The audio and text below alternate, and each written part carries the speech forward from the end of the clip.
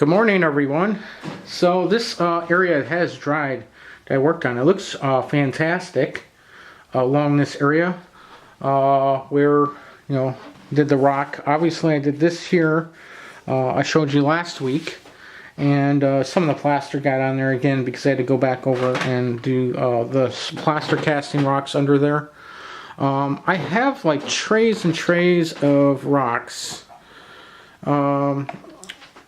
that I casted, and then I'm trying to cast some more rocks for some of these molds where I don't have too many of them. Like some of these are really nice, but they don't necessarily all fit.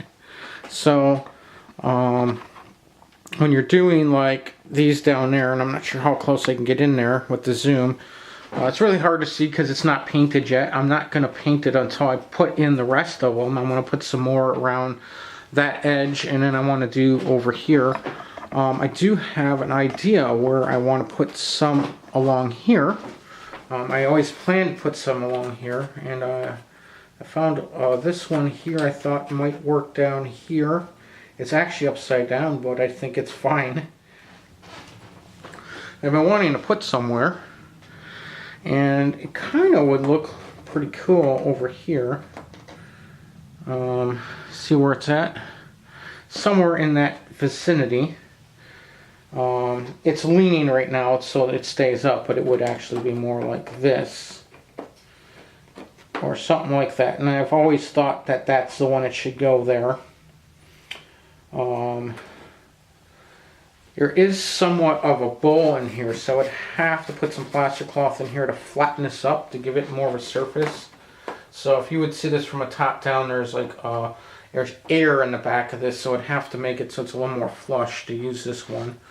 So that's like one I want to use. And then, not sure if you can see that. I'll look in the back of the camera, but this is a stratus rock, which is it's got depth to it, and I do like maybe potentially put that one here. But the thing is, that other rock is bigger, so part of it would have to be cut down or broken apart, and this is already broken apart once. But I have rocks like that, and so I'm thinking of casting some more rocks. It's just trying to find ones that will fit. And while I do have quite a few rocks left in these trays, most of them are surface rocks at this point. There is going to be a couple I want to put here. One I was thinking of, and watch, I'm probably in front of the camera, is this one. This one doesn't really go in, it's a weird shape. And I've taken a couple of these and I've snapped them apart and reused pieces of them because it's an odd shape. I was thinking, that one could fit over here. You can't really see it really good from that angle, but it does fit there. It makes the shape really good, and then it does look cool. Hey, good afternoon, everyone. So I just been adding some more rocks. I'm not filming all of it because I'm running out of battery, but I did add a rock here, a plaster casting, and put plaster cloth around it. This is one of those areas where it's concave, so I had to put plaster cloth in back of the rock first to build up a flush area to glue it to, and then I added glue and plaster cloth to keep it in. So there is a rock over there now, over there in the cove area. This is the section that's going to be a park, actually. There's going to be like trees and stuff, little park with some picnic tables, and then down here is going to be the beach. So that's sort of the one big rock that I wanted to put there for that one cliff area. There is like some other shapes and stuff coming off of this, but it's mostly just going to be a hill type thing. And then I'm going to do the same thing with this one. So on this side I'm going to put another kind of a bigger-ish rock, not as big as that one. And then we can color those all up. And then I got some other surface rocks I want to put just at the face of this one here. I'll be down here, surface rock. And I'm also doing the rocks along this cliff area. So I'm really working in this cove/water area by doing the remaining plaster casting rocks Doing some of them off camera, so I'm not doing them necessarily on camera. The problem is the plaster stuff gets really messy. As you can see, there's white stuff over my hands, and then it gets on the camera and the lens. And all. Hey everyone, I'm back again with another rock. That's that large rock I showed you that I wanted to put there. It's in there. There's plaster cloth and glue holding it up.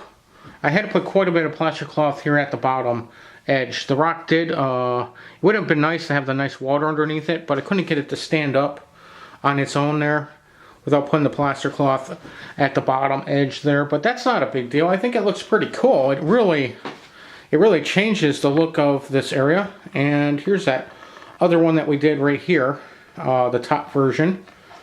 So yeah, now from let's look at what we did all week here.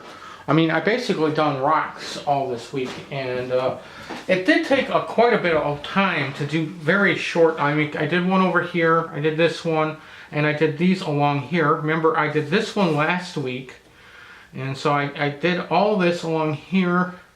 I did this one, and I found several other ones I can put along this area here. And I want to also add some more surface ones. The thing is, what takes so long with these rocks, it's not necessarily putting them in. Putting them in takes maybe about 30 to 40 minutes. What takes a long time is finding the right rocks that fit in the right spots. It's basically like a puzzle piece. So all these like trays of rocks I have are like pieces to a puzzle. And you got to find which ones fit together in the right location. And once you do, you can put them off to the side. So you can see I got a lot of them off to the side. And then you put them in. That's really what it is. It's trying to find which ones fit where and which ones kind of work together like a puzzle, I guess. These finally dried, these two rocks. And I'm starting to put some more surface rocks in. I want to put one right here. The thing is, it's getting pretty close in here, pretty tight. So I want to make sure that before I put these rocks in that the bolts I have are going to fit. So I do have several things I might have shown you in the past, I'm not sure. So this one here is called Family Fishing. It's got a little boat in there. This one's just going to be a dock. It's going to be in here in the cove. So that one I'm probably never going to have out. But I do have these canoes. And they will be traveling through there, but I also have a boat. And this one here is by Koch. That's N-O-C-H. I already opened the package a long time ago for it. But it's a little fishing vessel. Pretty neat looking. I have to make sure that this boat would physically fit between the rocks I'm putting in. So I kind of have it out to see if it would be enough room there, and you can see that there would be enough room for it to get around and maneuver if it was in the water. Of course, it's very hard to see because it's so tiny. So that's the larger of the bolts I have, and it's going to be where I actually want to put it. Actually, it's like right about here. Like it's going to come into the boat landing area, and it's coming back in. So that's where I'm planning a plan where I'm going to put it. But I want to make sure that I don't put too many rocks where the thing wouldn't actually be able to come through and up into the cove. You know, this would be like it's going off into the main water. An unboxing of a Woodland Scenic Family Fishing in N scale. See if we can get that in focus through the thing. There we go. They're small. I'm not sure if we can even see them. I mean, I need to get some tweezers to get this guy back in there. Okay, here comes the other one that comes out. You don't want to fall out. They should have like a piece of tape on the top of them. So yeah, we get the father, who's got a fishing pole and a motor over his thing. We get two kids, a girl and a boy, and the boy's got a little fish in him, in his hand. This is the one I really want to take a look at, is this dock. If I can get it out of there, I got it flipped upside down. Whoa, this is small. Okay. flipped it upside down. Okay, this is the dock. Let's see if we can see that. Are we focused there? It's pretty small. It's got a dog on it, and it looks like it's got like a tackle box and stuff, and it's got little legs for it. And I actually plan to put this right next to my boat landing and fill up with the realistic water and have a boat dock there. But boy, is that small. I didn't think it was that tiny. Yeah, I'm glad I only got this for $11. So we can get a little closer. It's got details to it. I'm not sure if this camera's focusing. I mean, this stuff is macro. They're pretty small. Let's see if we can get kind of closer on these without actually taking them out. So we got the boy, the girl. We got a boat there, and the father. Is it even in focus? I can't even tell in the monitor I'm looking at. And by looking at it, I'm just going to flip it over. The boat bottom is it flat? It looks like it's got some flatness at the back here. The back edge, but then it swoops up. So if you want to place it on top of your realistic water or magic water or whatever you're using for your water, epoxy, whatever. There's so many different products out there. That's it. That's here. Maybe you can see the picture a little bit better. So you can see what that is. And that's what you get in it. And they're very small. So definitely have your glue ready to get these things put into place before they fall on the floor.